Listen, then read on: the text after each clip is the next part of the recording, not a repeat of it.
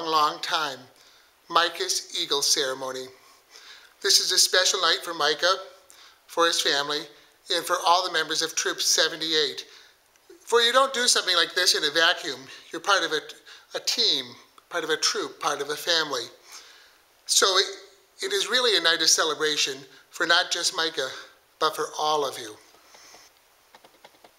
Micah's Eagle project was just the final leg of a journey that was filled with many different steps along the way, all the merit badges that he's gotten and all the things that he's learned.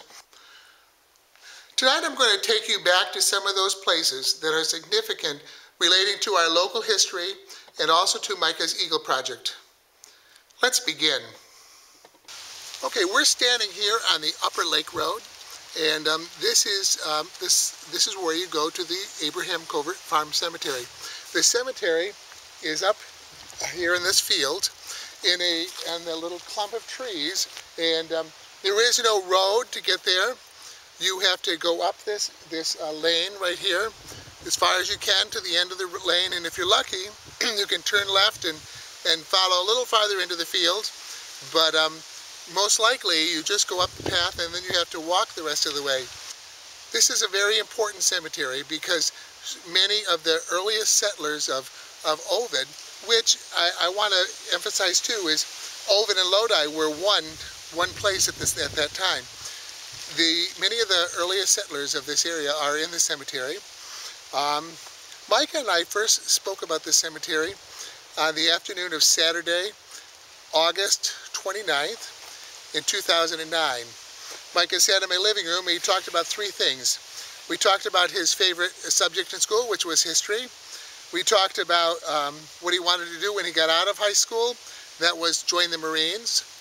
And we talked about his Eagle project and what he might do for his project. And I suggested this as a possibility. 2 days later, Micah emailed me that he had gone here with his father.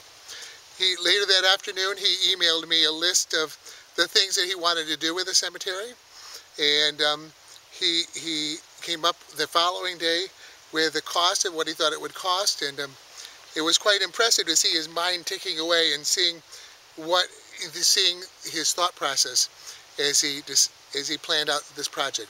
Let's take a walk up there, and I'm going to let you see some video that I shot with Micah in August of 2010 when he and I visited together. Hi, my name is Micah Polk, and I'm 16 years old, and I'm a student of South Seneca High School right here in Ovid, and this is the Abraham Covert Cemetery. I worked on this for my Eagle project. It took quite a while, but we got it done. We pretty much tried to preserve all this history and put flags up. We put a kiosk up, and we cut down a lot of trees.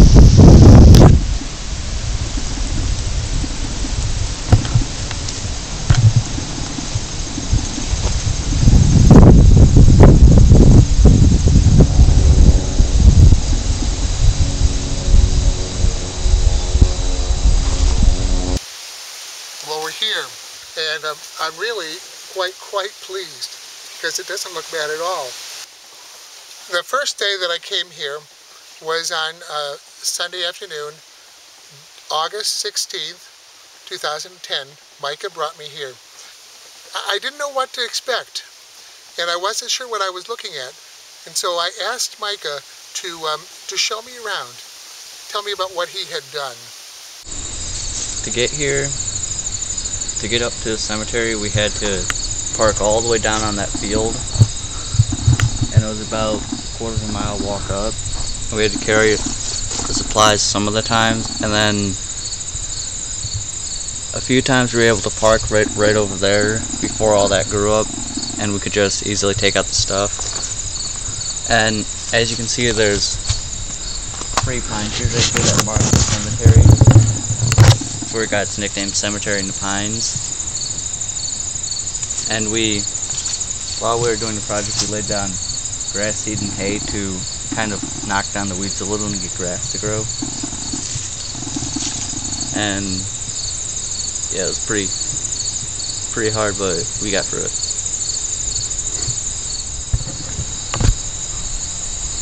This cemetery is pretty old and it holds a lot of history in it. It's around 200 years old, and there is 6 or more Revolutionary War veterans here.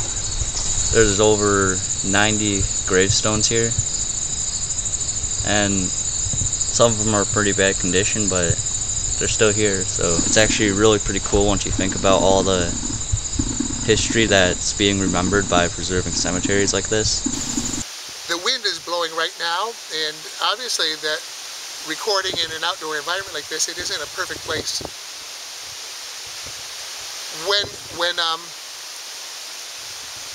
Micah was done with his comments, I thought about everything that I had just heard, and I thought about what this site, this cemetery, this place meant to me and my family. I thought about my friendship with Micah and all the help that he's given me. And I was really overcome with emotion. This was a really, really special day. And this is a really special kid, a special young man, a special friend.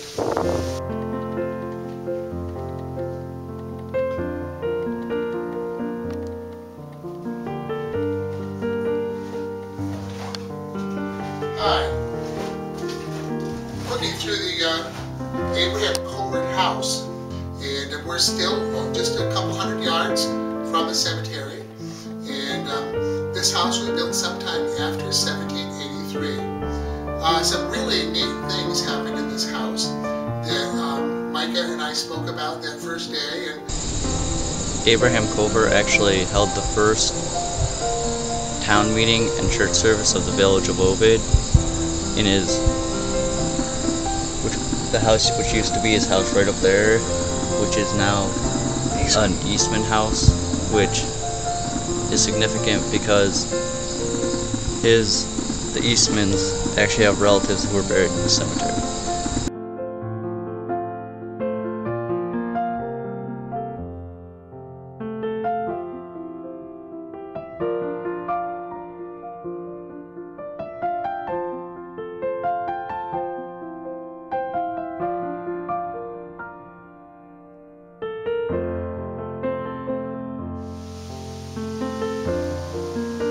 People get all excited and say, oh, we have a Revolutionary War veteran in our cemetery.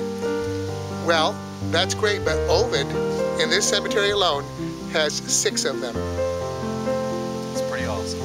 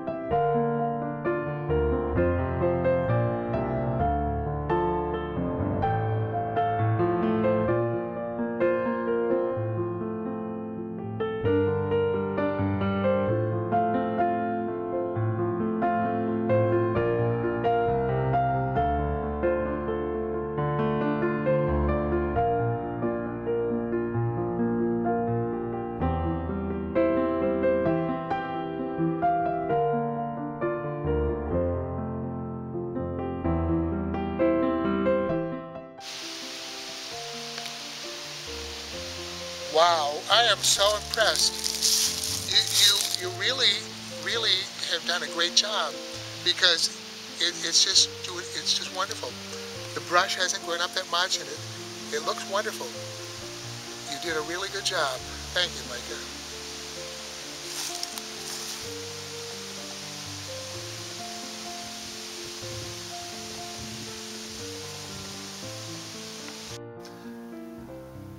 Faith is a very important part of Micah's family, and to Micah. As our friendship strengthened over the years, I wanted to make sure that Micah knew that I thought that that was okay. It was met with the following reply. I know it's okay to be a kid for Christ, but thank you for the reminder. It's good to hear that as much as I can.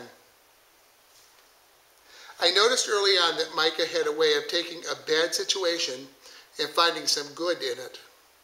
The first day that Micah and Brandon went out deer hunting last year was cold, really cold. Here they are, and I'm not even sure that Micah took gloves with him that day. Brandon and I visited this spot earlier this week, and he agreed it was cold. What was to be a 3-day adventure turned out to be a 1-day freezer.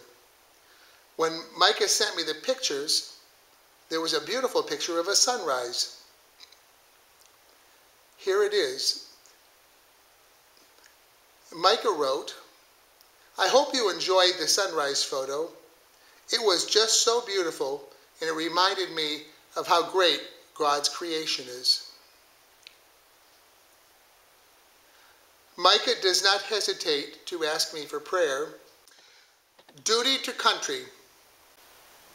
A few months ago, I asked him why it was he wanted to be in the military. He said, "I believe we have a duty to our country. Everyone should have. You protect the people you love. Therefore, it is your duty to defend them. I really want to serve this country. I don't want honor out of it. It is my duty to defend this country. Military isn't glorious or cool or for you. It's for the people you serve."